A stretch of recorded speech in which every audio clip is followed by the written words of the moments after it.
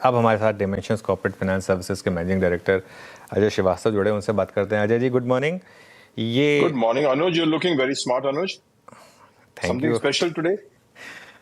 नहीं, आपसे बात हो रही है इतने समय के बाद, और आप तो खैर हमेशा स्मार्ट लगते हैं, तो इसके लिए थैंक यू सो मच। अच्छा, एक बात पूछनी थी आपसे। ये इतनी चर्चा चल रही है कि एफआईआईज वापस क्यों नहीं आ रहे हैं, क्यों इतना सेल कर रहे हैं, क्योंकि 2-3 साल पहले तक तो सब बात करते थे कि हमें अब शायद एफआईआईज की ज़रूरत नहीं है। लेकिन अब जिस तरीके का सेल ऑफ हो रहा है और जिस तरीके का डॉलर रुपी है, अजय जी, आपको लगता है कि कुछ हमें out of the box thinking करने की ज़रूरत है उस पैसे को वापस अट्रैक्ट करने के लिए?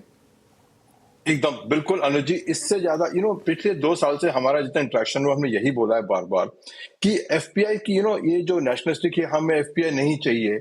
इशू एफपीआई का नहीं है, इशू ये था कि क्यों जा रहे हैं हमारा सेल करके, क्या उनको अट्रैक्टिवनेस नहीं है इंडिया के अंदर में, क्या हमें करना चाहिए। आई थिंक वो हो गया है। अब टाइम आ गया कि हमको ये देखना पड़ेगा कि ग्लोबल कैपिटल को वापस कैसे लेके आए हिंदुस्तान में, बोथ एफडीआई एफपीआई दोनों रूट पे, और तीसरा डेट रूट पे। बिना उसके अब जो मैक्रो इकोनॉमिक स्टेबिलिटी थी वो तो देख ही रहे हैं आपकी, उसमें तो थोड़ा सा प्रॉब्लम आ ही रही है। But I think Paramount government policy यही रहेगी कि भाई कैसे निवेश को वापस हिंदुस्तान में, कैसे इंडिया को मार्केट का फेवरेट फिर बनाया जाए।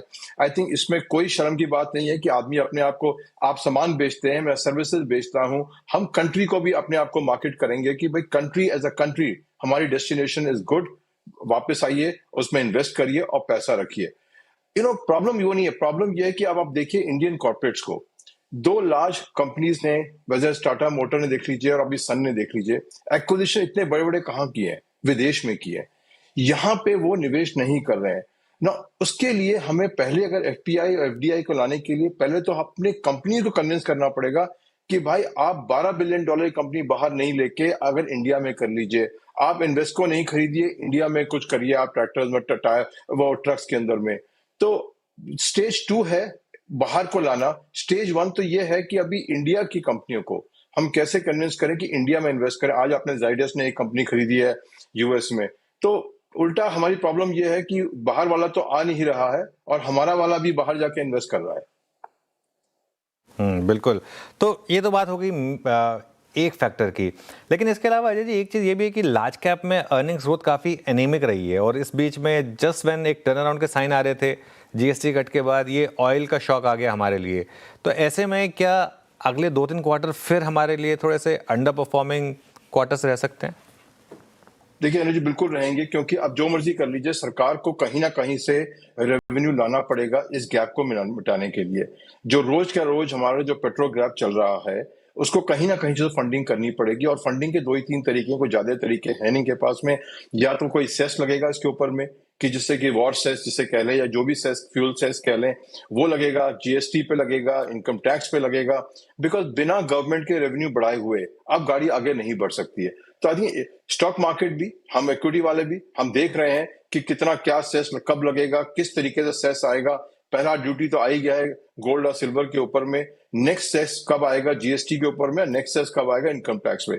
आई थिंक ये 2 इवेंट हमारे जब तक निकलेंगे नहीं, मार्केट की अनसर्टेनिटी, वॉलेटिलिटी चलती रहेगी। और हमें सोचना पड़ेगा कि इस सेस जो भी एक बार आके खत्म हो जाए, तो हमें समझ जाएंगे कि इसका इम्पैक्ट क्या है। अभी क्या है, अनसर्टेनिटी में है कि ये 5% होगा, 10% होगा, क्या होगा, क्या, कहां से गवर्नमेंट रिकवर करेगी अपना डेफिसिट, ये जो आज ऑयल में चल रहा है।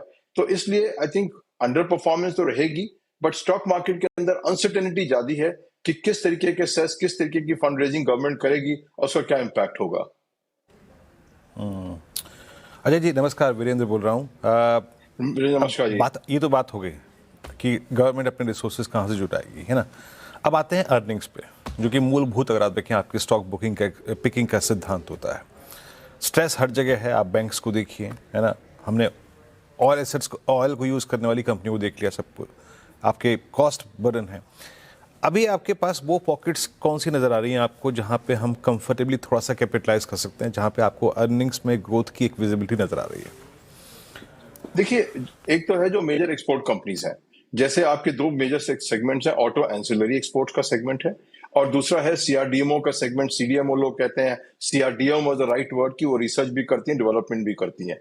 ये 2 सेगमेंट इंडिया के, ऑटो एंसिलरीज और सीआरडीएमओ सेगमेंट, ऐसे हैं इंडिया के जिसके अंदर में आपका डिपेंडेंस पूरा ग्लोबल मार्केट पे, जहां पे आप देख रहे हैं मार्केट एक के बाद एक हाई बना रही है, रुपी डॉलर का बेनिफिट इनको आएगा, और ये कैपेसिटी ऐसी है जो रातों रात कोई डुप्लीकेट नहीं कर सकता है, और चाइना है इसकी जगह में, बट ये प्रोडक्ट पाइपलाइन इतनी लंबी होती है कि इसको स्विच करना इतना आसान नहीं होता। तो आई थिंक दो सेगमेंट इंडिया के बड़े स्ट्रांग है, जो सीआरडीएमओ सेगमेंट है इंडिया का, और जो सेगमेंट है ऑटो एंसिलरीज का जो एक्सपोर्ट पे है, और टू व्हीलर कंपनी जो बेहतरीन एक्सपोर्ट कर रही है इसके अंदर में हमारी इंडिया से। आई थिंक ये तीन सेगमेंट आप ले लें तो बहुत ही स्ट्रांग हमारा ये सेटअप है एक्सपोर्ट का, जो कि डोमेस्टिक इकोनॉमी से काफी हद तक डीलिंक्ड है। अच्छा अजय जी, आप मेटल पे बहुत अच्छी पकड़ रखते हैं। मेटल्स नॉट अ कहते हैं ना, मीन इवन 5% रिट्रेसमेंट है। मीन अगर आप चार्ट्स पे देखें तो क्या अद्भुत मजबूती है यहाँ पे, वर्टिकल राइजेस हैं मेटल्स में, whether it's ferrous non ferrous both है। ये कहाँ तक जारी रहेगा? इनके लिए जो हालात हैं इस वक्त वो कहाँ का क्या क्या इशारा कर रहे हैं अभी? देखिए, फेरस पे हमारी कोई खास इन्वेस्टमेंट रहती नहीं है, बिकॉज उसमें कैपेसिटी के काफी इश्यूज आते हैं। नॉन फेरस मेटल में जो हमारी सारी इन्वेस्टमेंट है, इंडिया में भी है, अब्रॉड भी है, सेम लॉजिक है कि आज की तारीख में माइनिंग इतनी मुश्किल हो गई है कि कम से कम एक नई माइन का लीड टाइम, वीरेंद्र जी, 20 साल हो चुका है आज की तारीख में। एनवायरमेंट क्लियरेंस और लोकल क्लियरेंस और उसको निकालते हुए सामान और फिर जब कन्वर्ट करते हुए 20 साल का टाइम फ्रेम है। और वेदर जिंक ले लीजिए, कॉपर में इंडिया की खास कोई प्रोडक्शन है नहीं उस हिसाब से, बट आप जिंक को ले लीजिए, एल्यूमिनियम को ले लीजिए, जो भी आप ले लीजिए मेटल को, उसके अंदर में मोनोपोली है इंडिया में कंपनियों की। अब उसमें कोई दो कंपनियां हैं जो बना, तीन कंपनियां हैं जिनके पास एल्यूमिनियम है, एक ही कंपनी है जिसके पास जिंक है ना, उसके पास कोई चारा नहीं है आपके पास में। और जितना रुपी डिप्रिशिएट करेगा उतनी उनकी वैल्यू बढ़ती जा रही है, कुछ नहीं करने से भी, बिकॉज इनकी प्राइसिंग ग्लोबल प्राइस से इंडेक्स होती है। तो जो 80 रुपए का रुपया था तो जिंक 1 किलो का 100 रुपए का होगा, अब वो 95 का रुपया हो गया या 96 का हो गया है, तो 15% या 10% इजाफा तो वैसे ही हो जाएगा।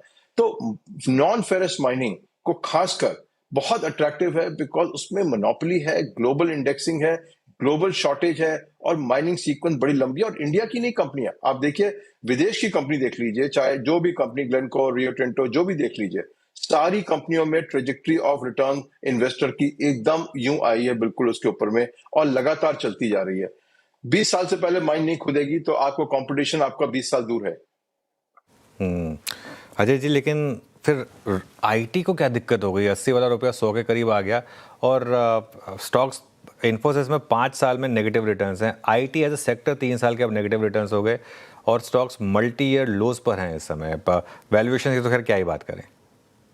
बिकॉज इसमें एक चीज है अनुज जी, हम इन्वेस्टर्स ने बहुत ढील दी है, और खासकर म्यूचुअल फंड वालों ने। इन मैनेजमेंट्स को, मतलब मैं कई बार बोल चुका हूं, शर्म आनी चाहिए। They should not be there, they should be sacked. Summarily जो पिछले 5 साल की मैनेजमेंट है आईटी कंपनी की, एंड खासकर लास्ट 2 साल में, शुड बी सैक्ड समरली। इनको निकाल देना चाहिए बाहर। दुनिया इन्वेस्ट कर रही है, आप डिविडेंड दे रहे हो, आपको मतलब कोई आपके पास अपॉर्चुनिटी नहीं थी, बायबैक कर रहे हैं शेयर्स के। इस साल भी कोई शर्म, देखिए अनुज जी, आप बच्चा भी ले लीजिए या कंपनी ले लीजिए, जब आपकी आंख की शर्म होती है, आप मेहनत करते हैं। इन कंपनियों को बुरा मत मानिएगा, थोड़ा एक्सट्रीम वर्जन है, आंख की शर्म ही नहीं है इनको। आज भी कंपनियां डिक्लेयर कर रही है बायबैक, आपके पास कोई अपॉर्चुनिटी नहीं है। इन कंपनियों ने इंडिया को इतना धोखा दिया है, इतना पीछे चढ़ा है कि अब उसको क्या इन्वेस्टर देंगे इसके आप पे? मतलब सोच के देखिए, इनको टैक्स बेनिफिट दिया सरकार ने 15 साल में, शुरू में जब आपको पता होगा आईटी इंडस्ट्री शुरू हुई, जमीन फ्री में टैक्स बेनिफिट धड़ाधड़। इन्होंने क्या किया? इनमें आके इंडिया को छोड़ दिया, और अपने डिविडेंड लेके या अपने रिजॉर्ट बनाते हैं, या अपने मकान बनाते हैं, या इन्वेस्टिंग करते हैं। बट एक काम भूल गए कि सरकार ने आपको टैक्स फ्री 15-20 साल दिए थे कि अब इंडिया की नींव रखेंगे आईटी में। आपने क्या किया? उस पैसे को लेके अपना मजे उड़ाए, और आज हालत यह है, इंडिया एआई के अंदर में कहीं भी नहीं है। और उसके लिए आप क्या इन्वेस्ट करेंगे ऐसे मैनेजमेंट से, जो खुद कहती है आपसे कि भाई मेरे पास कोई अपॉर्चुनिटी नहीं है, मुझे तो बायबैक करने हैं शेयर्स को, पैसा वापस लाना है, कंपनी में कोई ग्रोथ की अपॉर्चुनिटी नहीं है, तो उसको क्या वैल्यूएशन देंगे अनुज जी आप, जो खुद कहता है मेरे पास कोई ग्रोथ की अपॉर्चुनिटी नहीं है। वैसे ऐसी जॉब बढ़िया है, इतनी अंडर परफॉर्मेंस पे 50-50, 60-60 करोड़ के अगर बोनस मिल जाए तो मतलब उससे बेटर क्या होगा। वैसे मतलब देखिए ये जो अजय जी बिल्कुल बेबाक हैं, ये एक ऐसी चीज़ है जो चैनल पे दबे शब्दों में सब कहते हैं, लेकिन अजय जी ने एकदम साफ शब्दों में कही है ये आईटी कंपनीज को लेकर। तो इस समय पैसा कहाँ लगा रहे हैं आप? कौन सी अपॉर्चुनिटीज़ जो हमने ऑलरेडी डिस्कस कर ली, इसके अलावा खास तौर से ब्रॉडर मार्केट में मिड और स्मॉल कैप में कहाँ अपॉर्चुनिटीज़ ढूंढ रहे हैं? देखिए अपॉर्चुनिटीज हैं, जैसे मैंने कहा सीआरडीएमओ में अपॉर्चुनिटीज काफी हैं और लगातार आती जा रही हैं, वहां पे पैसा लगा है। मेटल में तो आपका लगा ही हुआ है। स्टॉक एक्सचेंजेस के अंदर में, चाहे वो आपके नॉर्मल स्टॉक एक्सचेंज हो, चाहे आपका ये कमोडिटी स्टॉक एक्सचेंज हो, बेहतरीन मोनोपोली है, इसमें कोई करने की कोई जरूरत नहीं है, बिकॉज कोई और एक्सचेंज है ही नहीं। दो हमारे पास एक्सचेंज है, एक कमोडिटी एक्सचेंज है, आपको कुछ भी करना उन्हीं एक्सचेंज से करना पड़ेगा आपको। तो जैसे जैसे इंडिया ग्रो करेगी या इन्फ्लेशन ही बढ़ेगी, उनका तो वॉल्यूम बढ़ता चला जाएगा। तो आई थिंक ये जो सेगमेंट थे पुराने वाले सारे चलते जा रहे हैं। ऑटो कंपनी ठीक चल रही है, उसमें ग्रोथ कभी कभी किसी क्वार्टर अच्छी आएगी बुरी आएगी, बट लॉन्ग टर्म ट्रेजेक्टरी काफी बढ़िया चल रही है, जैसे हमने बताया था। ऑटो एंसिलरी बहुत बढ़िया चल रही है, इंजीनियरिंग हमारी ठीक चल रही है। बट हमने वही बात वही आती, कितना एलोकेट किया है इंडिया को। इंडिया का एलोकेशन आज भी 100 में से 33% ही है हमारा एलोकेशन अनुज जी, उसके ऊपर नहीं जा रहा, बल्कि शायद अब थोड़ा और भी कम हो गया होगा, 20-22 के आसपास पहुंच गया है एलोकेशन। बिकॉज जो बाकी अपॉर्चुनिटीज है, और गोल्ड और सिल्वर, वो कैसे छोड़ दें हम उसको? आई नो प्रधानमंत्री जी ने हमको बोला है नहीं खरीदें, बट क्या करें, रिटर्न्स के लिए, सेफ्टी के लिए हमको तो करना ही पड़ेगा ना कुछ। अच्छा अजय जी, आपको इंडियन होटल्स के नंबर्स कैसे लगे? अगर मैं आपसे पूछूं एक और स्पेस, हालांकि इस बार जिस प्रकार से प्रधानमंत्री जी ने कहा है कि आप विदेशों में ना जाएं, शायद टूरिज्म भारत के अंदर ही काफ़ी बड़े स्प्रेड हो, आपका इस स्पेस पे टेक क्या है? देखिए स्पेस बढ़िया है, लेकिन इनके रेट देखिए, जो रूम रेट 3 साल पहले के रूम रेट देखिए और वीरेंद्र जी आज के रूम रेट देखिए। मैं तो कई बार सोचता हूँ, बिजनेस ट्रैवल करता हूँ तो ले लेता हूँ, ये लिटरली रेट अनअफोर्डेबल है। कहीं भी दुनिया में जाएंगे आप, नेबरिंग कंट्री में जाएंगे, तो ये रेट जो है बहुत कम है। तो भाई बोला गया है कि हमें इंडिया में रहिए, बट आप कोई भी किसी से पूछ लीजिए कि आपको अगर बाली जाना है या थाईलैंड जाना है या श्रीलंका जाना है, आपको वहां के रेट देख लीजिए और इंडियन होटल के रेट देख लीजिए। सेक्टर ठीक है, बट ये रेट जो उनके रूम रेट्स हैं, जो उन्होंने पिछले 2-3 साल में बढ़ाए हैं, ये बिल्कुल ही अनजस्टिफाइबल है। ये नहीं रुकेंगे ये रूम रेट। तो सेगमेंट ठीक है, ग्रोथ अच्छी हो रही है, बट जो रूम रेट का टैरिफ है वो वीरेंद्र जी मेरे हिसाब से पीक कर चुका है, और अगले साल 2 साल में 15 से 20% गिरेंगे रूम रेट। और जो ये एक्सपेंशन भी हो रही है लगातार, हर कंपनी, हर होटल वाला कहता है कि मैंने 300 होटल खोल रहा हूँ, 400 खोल रहा हूँ। तो अल्टीमेटली कैपेसिटी तो इंडिया में उतनी आएगी जितनी सारी इतनी सारी आएगी। तो होटल इंडस्ट्री ठीक है, बट हमारे हिसाब से इन्वेस्ट इसलिए नहीं कर रहे हम कि अगले 1 साल या 1.5 साल में इनके रेट डेफिनेटली 15 से 20% गिरेंगे, और अगर नहीं गिरेंगे तो फिर ये ऑक्यूपेंसी नहीं बना पाएंगे। बिकॉज आप जो मर्जी कर लीजिए, मैं जितना मर्जी देशभक्त हूं, लेकिन अगर मुझे ताज के अंदर में 1.5 लाख का कमरा मिल रहा है और फुकेट गोवा में, और मुझे फुकेट के अंदर में 15,000 का मिल रहा है, तो कहाँ जाऊंगा? मैं अफोर्ड ही नहीं कर पाऊंगा गोवा को, तो मैं फुकेट ही चला जाऊंगा ना। खैर बात सही है। वैसे आजकल इंटरनेट पे काफ़ी डिबेट चल रही है कि we could have made Goa into Bali, but वो शायद हम कर नहीं पाए। वैसे खैर पर्सनली मैं बोलूँ अजय जी, मुझे तो अभी भी गोवा जाना ही अच्छा लगता है, और ज़रूरी नहीं है कि आप ताज में रुकें। आप अफोर्ड कर सकते हैं। नहीं, ना, ताज नहीं अफोर्ड कर सकता, सॉरी, ताज नहीं अफोर्ड कर सकता। और ना, लेकिन क्या है कि जरूरी थोड़ा ना कि आप ताज में रुकें। कोई गोवा में ना, सच बता रहा हूँ मैं आपको, बीच पर बहुत शानदार आपको स्टे मिल जाते हैं। थोड़ी सी अगर आपको मेहनत करनी होती है, 2,500-3 हज़ार रुपये मिल जाते हैं अच्छे रूम। वहाँ रहें, क्या जरूरी है कि ताज में रहें? ताज में जाके अलग से आप डिनर या ब्रेकफास्ट कर लें अगर मन करे तो, लेकिन रुकने की क्या जरूरत है? चलिए, बहुत बहुत शुक्रिया। किसी दिन होपफुली ताज में भी रुकने का बजट होगा। थैंक यू सो मच आज हमारे साथ जुड़ने के लिए। Okay, thank you.